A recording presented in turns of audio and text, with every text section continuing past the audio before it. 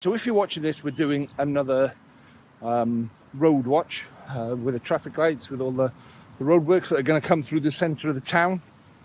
And the reason I'm recording it down in the Commons is usually by the time I get to that part of Holyland Road, I just haven't got the time. So if I can, I will. And if I don't, you won't see this. So yeah, this is this week's traffic lights update, if you like.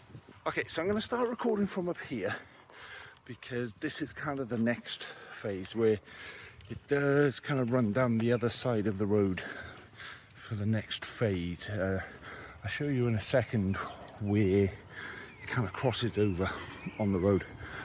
But I'd say with this is if you're coming down here, you pass the signs, slow down and pull in to the left. If there are cars here, particularly around that bit there, where that white car is, so these are the cars of residents and they're all parking there as they're allowed to, but you can see there where that Morrison's van needed to come through. Imagine that's a 44-ton tanker and that's how much space it needs. So just give yourself a bit of space back up to there. Stopping up by there gives traffic enough space to pass there on that.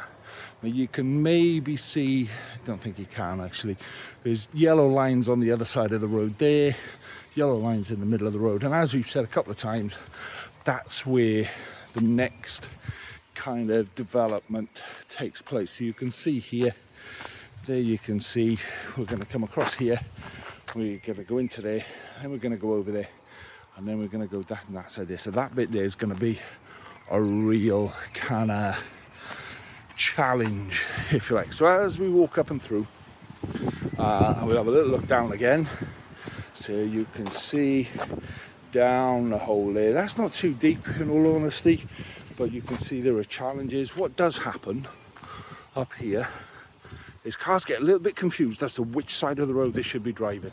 So maybe they do need to put a few more cones out, but also I have seen a few people in cars moving these cones into the left, which doesn't really help anyone in all honesty.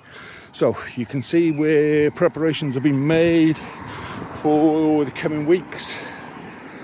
So the lights have been shortened, and this is very much the way it happens. You can see these. Oh, this is quite handy. Let's have a look at this chap. Wow, that's going into the police, isn't it? So you can see how they dig it, then they dig down, and then they fill in. I'll show you where they fill in a minute, but that one's been kind of dug a bit early. So this is a lot shorter than it was last week, but there are a couple of places that still need to be dug out. This is usually the way it happens. On a Friday it will get filled in.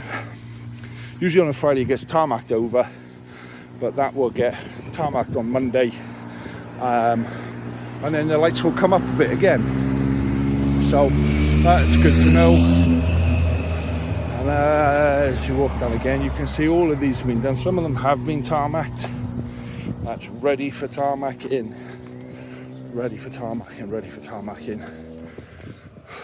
And that's how that will go forward in the next couple of weeks. And that is your roadworks update. So just one little extra bit there to go on the end.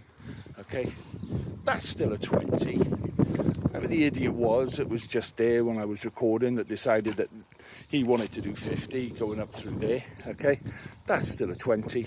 This is still a 20. See all these houses around here? See the estate that's down there? See the estates that are around the back there? All people that use this, all residents that use this road, and they walk along it. That's why it's a 20.